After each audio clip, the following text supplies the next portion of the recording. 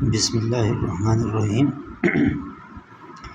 عزیزان من، آج ہم 8ویں کلاس کی ہم اور اس کے اشعار پڑھنے جا رہے ہیں۔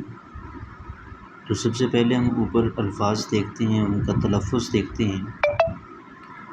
حمد کے شروع میں جو الفاظ دیے گئے ہیں ان میں سے پہلا لفظ ہے دیپ۔ اب دیپ کا تلفظ ظاہر کرنے کے لیے مصنف نے چھوٹی یہ ڈالی ہوئی ہے، جو کہ اس بات کی علامت ہوتی ہے کہ یہاں پر یائے معروف ہے، یائے مجہول نہیں ہے۔ اور دیپ کا معنی چراغ کا ہوتا ہے، روشنی کا معنی ہوتا ہے، یہ ہندی کا یہ لفظ ہے۔ اور اس سے آگے ہے دامن۔ دامن فارسی کا لفظ ہے، یہ عام طور پر جو ہے لاحقے کے طور پر استعمال ہوتا ہے، جیسے پاک دامن۔ تو جب یہ لاحقے کے طور پر استعمال ہو یا ویسے استعمال ہو اکیلا، تو عام طور پر اس کا معنی آنچل، آغوش اور پلو کا ہوتا ہے۔ اور اگر یہ سابقے کے طور پر استعمال ہو، جیسے دامن کو اور دامن دولت، تو وہاں پر اس کا معنی کناروں والا ہوتا ہے کہ دامن کو میں نے یہ چیزیں دیکھیں، یعنی پہاڑ کے کناروں میں۔ اوس، اوس کا معنی ہوتا ہے شبنم، پنجابی میں اس کو تریل کہتے ہیں اور غالباً انگلش میں ڈیو کہتے ہیں۔ پربت، پربت کا معنی ہوتا ہے پہاڑ۔ اور اس سے آگے ہے دانائی۔ دانائی کا معنی ہوتا ہے حکمت۔ آگے ہے جی بید۔ بید میں آپ دیکھ رہے ہیں کہ تلفظ ظاہر کرنے کے لیے اس نے بے کے بعد بڑی یہ ڈالی ہوئی ہے۔ اس کا مطلب یہ ہے کہ یہاں پر یہ جو ہے یہ یائے مجہول ہے۔ اور آگے ہے جی اسباب۔ تو بید کا معنی راز ہوتا ہے، اور اسباب کا معنی یہ سبب کی جمع بھی ہو سکتا ہے، اور اسباب کا معنی ساز و سامان بھی ہوتا ہے۔ یہ جملے کے حساب سے وہاں پر پتہ چلے گا کہ یہاں پر اسباب کے کیا معنی۔ آگے شاعر ہیں، پہلے شعر میں کہتا ہے کہ کس نے سورج چاند بنائے اور تاروں کے دیپ جلائے۔ اب اس پہلے شعر کے اندر شاعر ماہر القادری جو ہیں وہ سوالیہ انداز اختیار کر رہے ہیں، اور سوالیہ انداز اختیار کرتے ہوئے اللہ تعالیٰ کی حمد و ثنا اور تعریف و توصیف بیان کر رہے ہیں کہ طالب علموں سے مخاطب ہیں کہ آپ بتائیں مجھے کہ یہ سورج اور یہ چاند جو آسمان میں نظر آنے والی دو بڑی چیزیں ہیں، سورج دن کے وقت نظر آتا ہے اور چاند رات کے وقت نظر آتا ہے۔ سورج کا کام دن کو روشنی مہیا کرنا ہے، اور چاند کا کام رات کے وقت اپنی خنک روشنی جو ہے وہ ٹھنڈی ٹھنڈی میٹھی میٹھی روشنی جو ہے اس کو دنیا والوں تک پہنچانا ہے۔ تو اب سوالیہ انداز میں شاعر پوچھ رہا ہے کہ بتاؤ اے میرے طالب علم بھائیو کہ کون ہے وہ ذات، کس نے اس اتنے بڑے سورج کو اور اتنے بڑے چاند کو پیدا کیے ہے، اور کون اس کا خالق و مالک ہے۔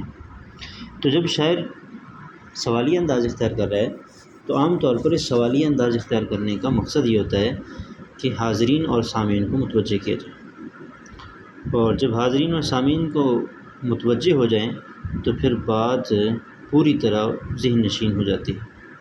تو اس لیے شاعر نے یہاں یہ انداز اختیار کیا ہے کہ سورج اور چاند کس نے بنائے ہیں۔ اس سوال کا جواب یقیناً طالب علم یہی دیں گے کہ سورج اور چاند کا خالق و مالک اور ان کو پیدا کرنے والا بدیع السماوات والارض وہی ہے۔ زمین و آسمان کو پیدا کرنے والی ذات اللہ تبارک و تعالیٰ کی ذات ہے۔ فاطر السماوات والارض وہی ذات ہے، اس کے علاوہ اور کوئی ذات ہے ہی نہیں۔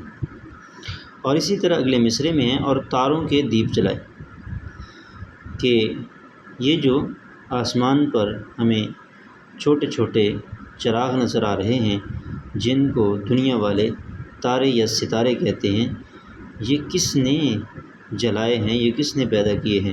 تو یقیناً اور لامحالہ طور پر یہ جواب طالب علموں کا ہوگا کہ یہ ساری کی ساری چیزیں اللہ تبارک و تعالیٰ نے پیدا کی ہیں۔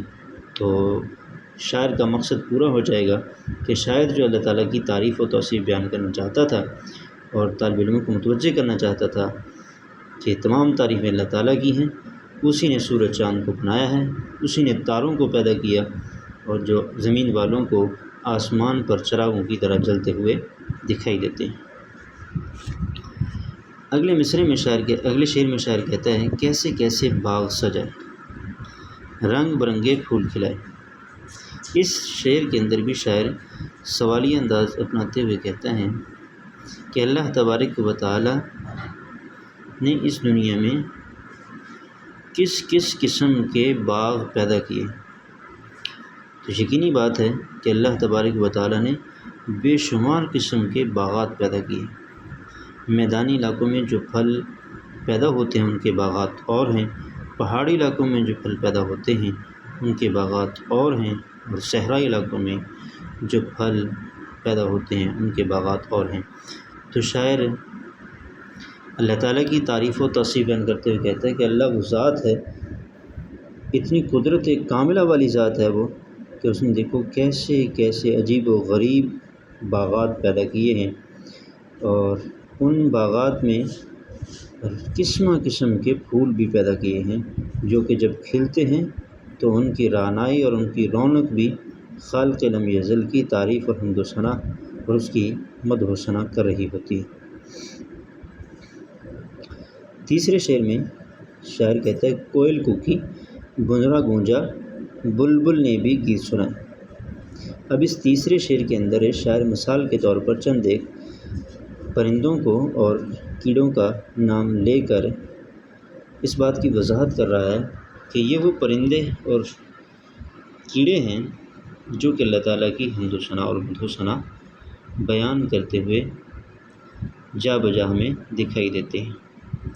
خاص طور پر شاعر نے کوئل کا ذکر کیا ہے۔ عام طور پر شعراء کے نزدیک اور اہل زمانہ کے نزدیک کوئل کی آواز بڑی خوبصورت ہوتی ہے۔ تو شاعر کہنا یہ چاہتا ہے کہ کوئل اپنی خوبصورت آواز میں جب پھونکتی ہے تو الغرض وہ مالک کائنات اور خالق کائنات کی حمد و ثنا اور مدح و ثنا کر رہی ہوتی ہے۔ اور بھنرا گونجا، اس میں بھنرا ایک کیڑا ہے جو کہ جب آواز نکالتا ہے تو یوں محسوس ہوتا ہے جیسے وہ گونج رہا ہو۔ اس کا ذکر کرنے کا مقصد بھی یہی ہے کہ شاعر طالب علموں کو بتانا چاہتا ہے کہ ایک چھوٹا سا کیڑا جو ہے وہ بھی اپنی زبان میں اپنی ہمت اور طاقت اور اپنی صلاحیت کے مطابق اپنے پیدا کرنے والے کی حمد و ثنا بیان کر رہا ہے، اور اس کو پیدا کرنے والا یقینی طور پر اللہ تبارک و تعالیٰ ہی ہیں۔ اللہ کی سوا کوئی اور ذات ایسی ہے نہیں جو کوئل اور بھنرے کو پیدا کر سکے۔ اور اگلے مصرعے میں شاعر کہتا ہے، بلبل نے بھی گیت سنائے۔ اب یہاں پر بلبل کا تذکرہ کر کے اور گیت کا لفظ استعمال کر کے شاعر واضح انداز میں بتانا چاہتا ہے کہ بلبل جو گیت گاتی ہے اور جو نغمے سناتی ہے ان نغموں میں بھی خالق کائنات، مالک کائنات، باری تعالی وحدہ لا شریک ذات کی تعریف اور توصیف ہوتی ہے جو کہ بیان کی جا رہی ہوتی ہے، اور دیکھنے والا اور سننے والا یہ محسوس کرتا ہے کہ یہ اتنا چھوٹا سا پرندہ جو ہے وہ بھی اللہ تعالیٰ کی حمد و ثنا کر رہا ہے اور اس کی تعریف میں رطب اللسان ہے۔ اگلے شعر میں، چوتھے شعر میں شاعر کہتے ہیں، کلیوں کے دامن بھرنے کو اوس کے موتی بھی برسائے۔ اس میں شاعر اللہ تعالیٰ کی ماہر القادری جو ہیں وہ اللہ تعالیٰ کی تعریف اس انداز میں بیان کر رہے ہیں کہ جب اللہ تعالیٰ نے باغات پیدا کیے تو باغات میں عام طور پر پھول ہوتے ہیں، اور پھول بننے سے پہلے ابتدائی مراحل کے اندر جو پھول کی شکل ہوتی ہے اس کو کلی کہتے ہیں۔ تو یہ کلیاں بھی ساری کی ساری اللہ تبارک و تعالیٰ ہی نے پیدا کی۔ اور اگر دامن بھرنے میں ایک اشارہ ہے اس بات کی طرف کہ جس طرح اللہ تبارک و تعالیٰ نے کلی کا دامن بھر دیا، اسی طرح اللہ تبارک و تعالیٰ انسانیت اور اہل زمانہ کا دامن بھی اپنے رحمت سے، اپنے فضل سے، اپنے کرم سے اور اپنی شفقت و عنایت سے ہر وقت بھرتے رہتے ہیں۔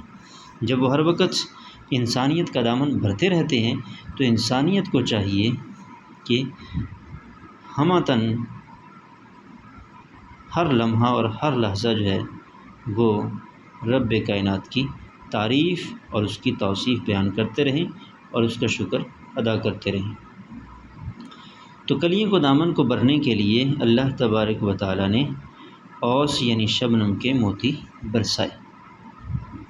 تو اوس کے موتی برسا کر کلیوں کے دامن کو بھر دیا۔ تو جس طرح اللہ تبارک و تعالیٰ کلیوں کے دامن بھرنے پر قادر ہیں، اسی طرح انسان اور انسانیت کا دامن بھرنے پر بھی قادر ہیں۔ بس شرط یہ ہے کہ انسانیت اور انسان جو ہیں وہ کما حقہ اس کی اطاعت اور اس کے حکموں کو بجا لانے کی کوشش کرتے رہیں گے تو اللہ تبارک و تعالیٰ کلیوں کے طرح ان کے دامن کو بھی بھرتے رہیں گے۔